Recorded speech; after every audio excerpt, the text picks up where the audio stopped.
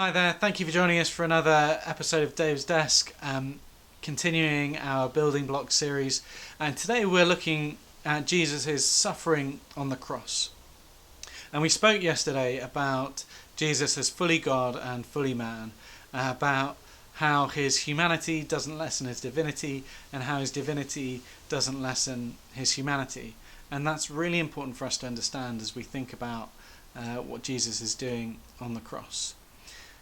And for me, it's important to remember that Jesus suffers on the cross in ways that I cannot and never will be able to imagine.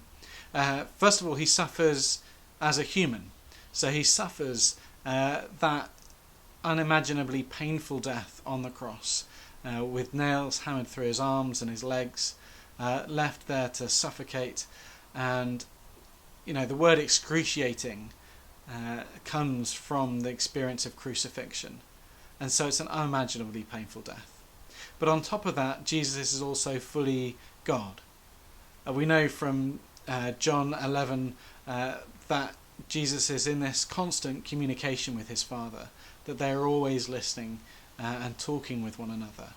But on the cross, Jesus cries out, my God, why have you forsaken me?" He's separated from the Father. For eternity they've been together, and now they're separated.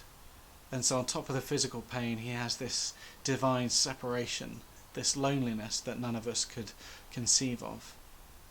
And then in dying on the cross, I believe that Jesus also experiences the wrath of God. That we spoke in our last video about, or in a couple of videos ago, about the consequences of sin as having a blood price, that they required blood to be shed.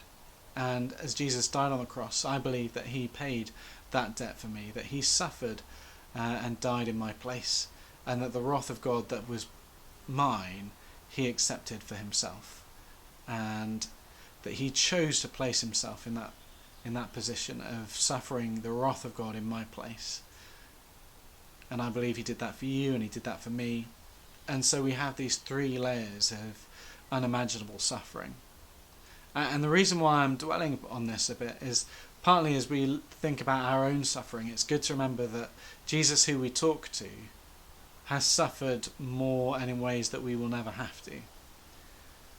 But also that when we are struggling and feeling like no one understands us, that we do know that Jesus does, and that we know that he values us.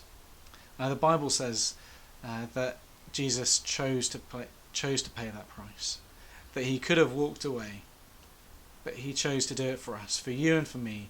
He chose to suffer that way so that we could live with him in his Father's glory. And I think that's an incredible encouragement, that we are loved and valued so much. Thank you again for joining us. I hope to see you again soon. Goodbye.